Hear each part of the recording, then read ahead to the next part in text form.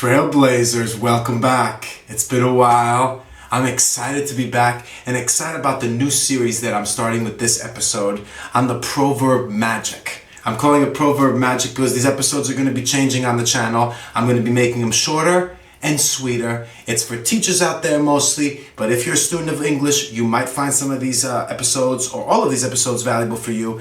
There's a lot of YouTubers out there trying to teach you English, and even though I am a teacher of English, I'm not here, and this channel is not here, and this episode is not being made to teach you English. I'm just here as a guide to give you some ideas, especially for the teachers out there, to help you with your lessons and to promote speaking and vocabulary usage from those lessons in your classes. If you are a language learner, you love learning English, these episodes might be interesting for you as well. But again, not for everybody.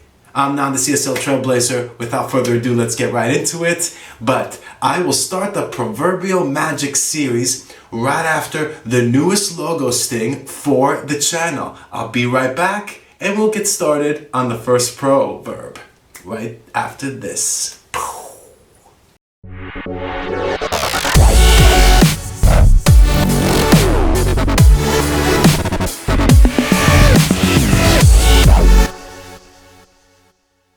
Welcome back, Trailblazers. Let's get right into it. The devil is in the details. That's my proverb for this episode today. So you can Google it. You can check what it means, and maybe you already know. And you might even have an equivalent in your lesson, in your language, excuse me. But, by the way, how's the sound on this channel? Not so good? Turn up the volume. I've gotten some complaints on that, but I'm sure you can hear me because my students say that I'm quite loud.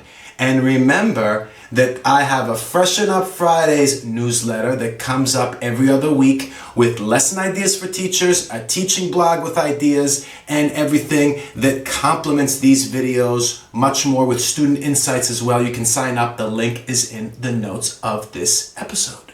But I don't want to keep you waiting. Let's do it. Devil in the details. So for me personally, this means that the devil is the difficult in the details, okay? It's the challenge of doing and identifying those details in your work, in your life, in relationships, okay? So this is a good way for you teachers out there to get a class started or to give something for your students to talk about that they might have an opinion about, and they can use some vocabulary that they've learned in class to discuss just briefly. But you never know how these proverbs can lead into another discussion. So the devil's in the details.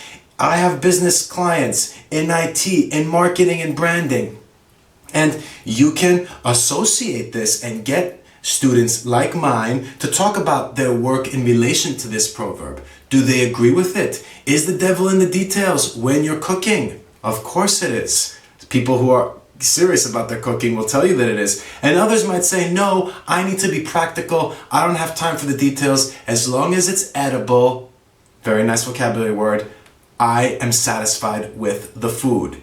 In IT, the devil is in the details. It matters for the product that you're trying to create for your customers and how well that software is going to work.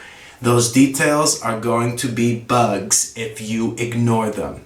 So it matters, okay? Something else, branding or marketing, those details might make the difference between selling and not selling, or your image spreading or not. Okay, with your brand. And those details might not be obvious to us who are not in that industry, but with graphics and design, all those little details matter when you're preparing something for a presentation or for a conference, etc. Okay, so that's my proverb for today. I hope I've given you some nice examples for you to use. Now, if you're a teacher, remember, you can put the proverb up on the board and ask your students, do you agree with it? Can you think of examples in your life where this applies and is true? When maybe is this proverb not true? Okay, so maybe sometimes thinking about the details too much can actually be a kind of procrastination, vocabulary word, or it might hinder you or prevent you from making the progress or reaching that target or aim or goal that you're trying to strive for. Maybe the details are not important in some instances. Get your students to think of examples of their own life or when that might apply. There you go. That's my idea. Thank you very much. I'll see you back here for another episode next Monday. And remember, subscribe and share if it's valuable. Build momentum. I'm not the CSL Trailblazer. I'll see you back for another episode. Later, everyone.